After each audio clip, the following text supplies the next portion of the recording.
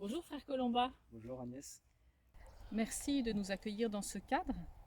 Nous sommes dans le monastère bénédictin d'Ancalcat dont vous êtes le prieur. Il y a 5 ans, le pape François a écrit l'encyclique Laudato Si. Une encyclique, c'est une lettre que le pape écrit pour tous les évêques et souvent aussi, parfois, pour le reste des fidèles. Et alors son titre Laudato Si, ça vient d'où? Alors Laudato Si, ça veut dire loué sois-tu en italien. C'est les premiers mots d'une prière de louange de Saint François d'Assise. Et on est dans un monde où on a vite fait de se plaindre que tout va mal. Et justement, commencer par la louange, c'est une première conversion. Conversion du regard, conversion de tout, de tout l'être. Voilà, pour qu'on puisse contempler la création dans toute sa beauté. Saint François décrit la terre comme une sœur dont il faut prendre soin et dont nous partageons l'existence. Alors effectivement, la contemplation, ça pourrait être un bon exercice à faire dans notre kilomètre autorisé de promenade en ces temps-ci. Mais je suppose que c'est pas juste en se promenant que le pape a pu écrire tout ça. Alors non, il ne l'a pas écrit tout seul, il s'est fait aider d'experts, de spécialistes dans tous les domaines, aussi bien en politique qu'en sociologie, en économie, et donc avec autour de lui beaucoup de personnes qui se sentent impliquées dans cette conversion écologique.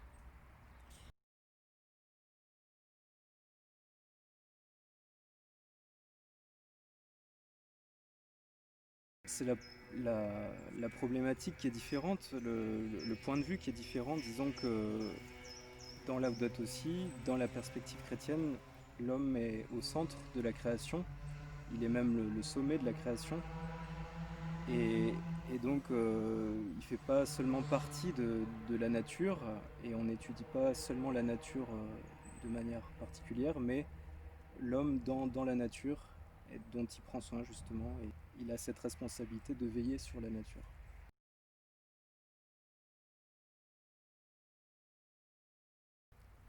Oui, il nous bouscule parce que c'est un défi urgent de sauvegarder la maison commune. On constate qu'il y a beaucoup d'effets collatéraux de l'action humaine sur la planète, beaucoup de pollution, voilà, et aussi à un niveau social, beaucoup de nos frères humains sont dans une situation de pauvreté euh, à cause d'un partage inéquitable des richesses.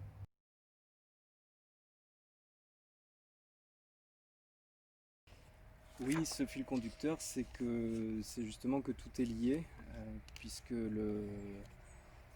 la clameur des pauvres et la clameur de la terre sont un même cri. Et donc il y a une intime relation entre ces deux fragilités, ces deux cris des pauvres, celui des pauvres et celui de la terre.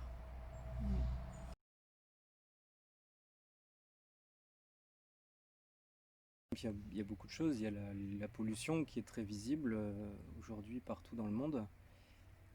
Il y a le réchauffement climatique dont on fait l'expérience aujourd'hui, par exemple, 18 novembre, vous voyez, grand soleil avec une chaleur Oui. qui n'est pas normale, enfin qui est pas. Voilà. L'accès à l'eau potable qui est de plus en plus difficile pour beaucoup de populations, et voilà beaucoup d'autres choses. Les migrants aussi qui fuient la misère et qui fuient précisément à cause du réchauffement climatique.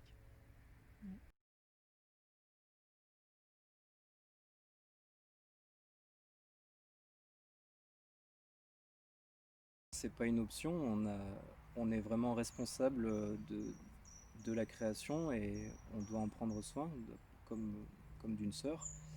C'est notre maison commune, et donc on doit ouvrir les yeux sur cette réalité et prendre conscience de la gravité de ce qui se passe, de l'importance de tout ça. Oui.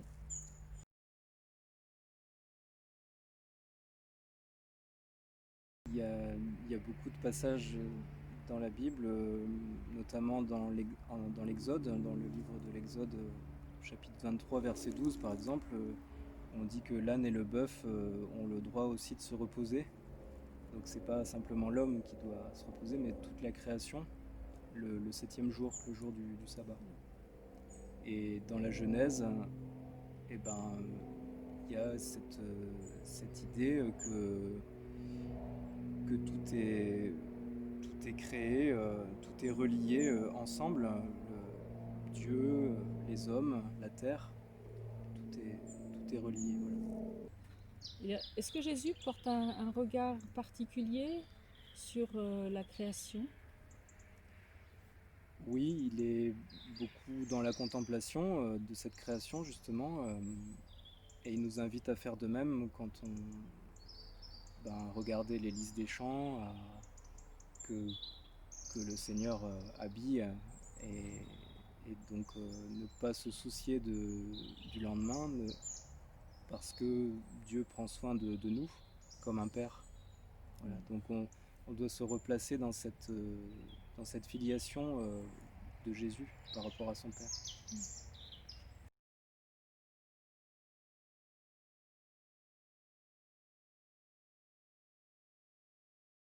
La technologie, la technique, c'est pas mauvais en soi, c'est un outil, et un outil qui est créé par l'homme pour un progrès.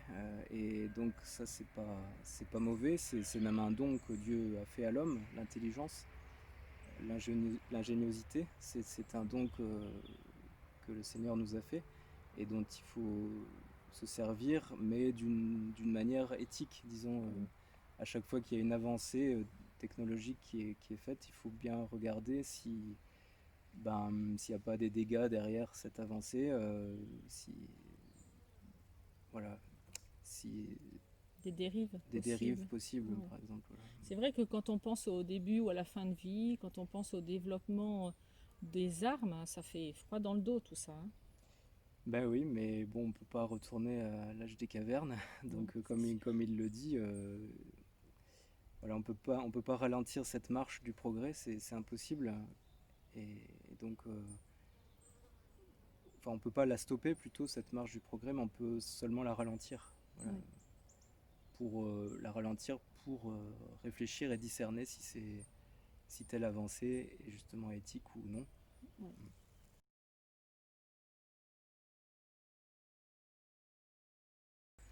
Alors intégral, ça veut dire global, parce qu'il faut une écologie globale pour une crise globale. Il y a pas une crise sociale et une crise écologique, mais indépendante, mais il y a une seule crise et socio-environnementale, et donc c'est cette crise-là qu'il faut prendre en compte, et donc l'écologie intégrale essaye dans cette écologie, dans cette forme d'écologie, on prend en compte pas simplement le besoin de la nature, le besoin de l'environnement, la question de l'environnement, mais aussi la question sociale. Et souvent, on oublie que Laudato Si est aussi une encyclique sociale, en Oui. même temps qu'écologique.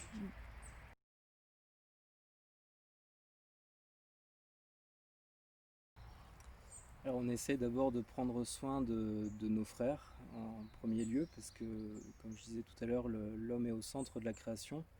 Et donc, c'est d'abord l'humain qui est au centre. Et on peut prendre soin de la terre, prendre soin des animaux, et puis détester son prochain. Donc, ça, c'est pas une bonne attitude non plus. Donc au monastère, on essaye d'abord de prendre soin les uns des autres, de nos frères, et puis aussi de respecter les personnes qui viennent à l'hôtellerie, par exemple, ou les hôtes de passage, en les écoutant avec attention, avec respect.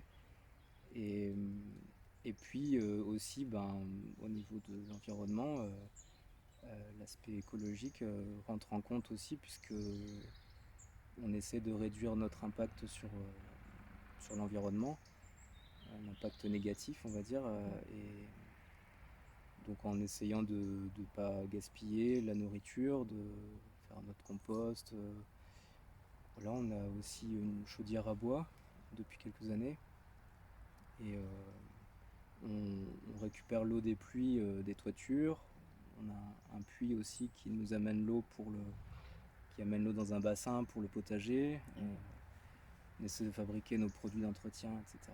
Ah oui, Plusieurs choses. c'est une belle conversion Ben, ce monastère. c'est à progresser. Hein. Oui, On a encore beaucoup de choses ouais, à... c'est déjà bien. Et parce que la question qu'on peut tous se poser pour la justice entre générations, c'est quelle terre est-ce qu'on va laisser à nos enfants? Voilà. Ben oui, vos enfants. Oui, c'est ça. Donc une terre habitable, c'est une question qu'il faut se poser, mais pas simplement une famille, mais une communauté locale, une communauté nationale et puis internationalement aussi, se poser la question de qu'est-ce qu'on veut laisser aux générations futures. Ouais.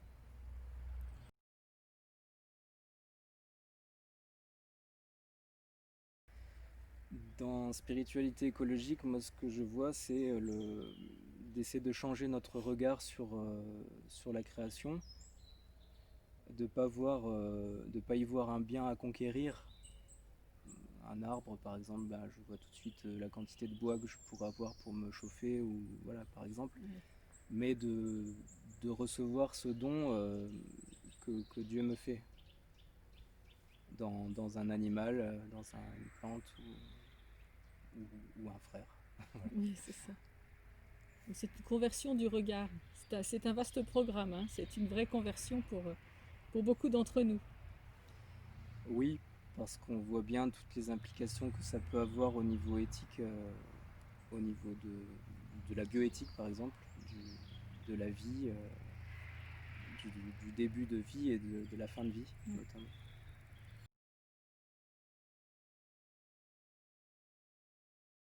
Dans la famille, il y a beaucoup de valeurs qui sont véhiculées, valeurs de partage, valeurs d'écoute. Et ces valeurs-là correspondent justement à celles d'une conversion écologique.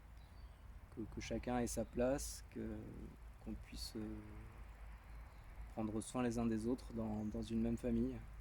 Et ces valeurs-là familiales, finalement, vous les vivez aussi au monastère. Oui, on les vit au monastère parce que la communauté est en quelque sorte une grande famille, Oui, c'est ça. avec des frères qui ne se sont pas toujours choisis forcément. Ouais.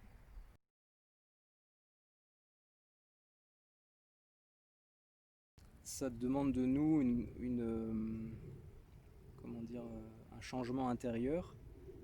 Conversion, ça veut dire un retournement de l'esprit. Hein, donc, ça veut dire reconnaître ses erreurs, voir là où j'ai pas pris assez soin de mon frère ou de la création, ben, d'essayer de changer d'attitude, de reconnaître ses erreurs. Et puis de ne pas aller trop vite non plus dans cette conversion, parce que de toute façon, elle se fait par étapes. Ouais. Si on met des marches trop hautes, on n'y arrivera pas. Voilà, Ah, c'est ça. Oui.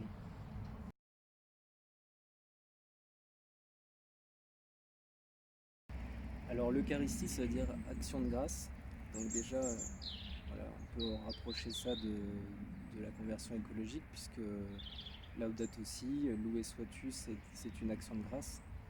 Et donc l'Eucharistie est par excellence une attitude qui nous porte à... Enfin, c'est un moment, c'est un lieu et un moment, une célébration où on est pleinement dans cette conversion écologique. Donc finalement, la première conversion, ça serait peut-être de retrouver pour nous le sens du dimanche.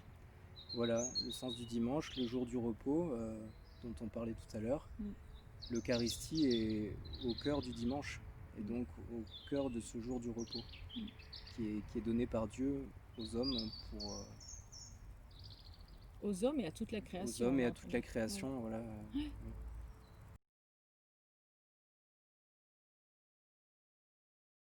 Voilà. Personnellement, j'essaie d'être plus attentif aux gestes que je pose.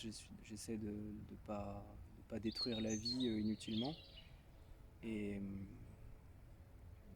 voilà, bon, ça demande aussi de vivre un lien plus profond, d'établir un lien plus profond avec toutes les créatures, ce que je disais tout à l'heure, avec les animaux, avec les plantes aussi.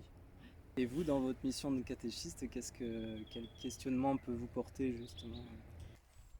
Alors effectivement, ça m'interroge sur la cohérence de ma propre vie, la cohérence entre ce que je dis et ce que je vis. Ça m'interroge sur une certaine sobriété de vie qui est à approfondir, sur le fait de me reconnaître comme créature et sur l'attention aux plus petits, à ceux qui demandent plus particulièrement de l'attention. Alors, est-ce que vous avez un message particulier pour les catéchistes? Eh ben oui, par exemple, je pense particulièrement à ce que vous dites, d'être attentif aux plus fragiles, aux plus petits, puisque vous avez la charge d'enfants. Et donc les enfants, c'est des créatures plus fragiles, comme les personnes âgées ou les personnes handicapées, dont il faut prendre encore plus soin. Et, et puis éveiller ces enfants aux autres fragilités dont ils peuvent faire l'expérience dans leur famille, par exemple. Oui. Dans des familles où il y a beaucoup de souffrance, où il y a des situations compliquées, de les éveiller à cette prise de conscience du soin de chacun dans la famille, et des plus fragiles, voilà, leurs petits frères, leurs petites sœurs par exemple, ou le petit copain au caté, Oui. des grands-parents en difficulté ou isolés,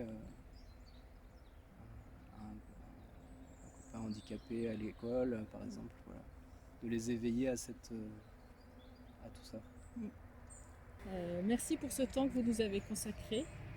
Et vous nous avez bien guidés dans ce survol un peu rapide de Laudato Si. Maintenant, on n'a plus qu'à aller le relire et nous approprier toutes ces questions et surtout chercher à en vivre. Voilà.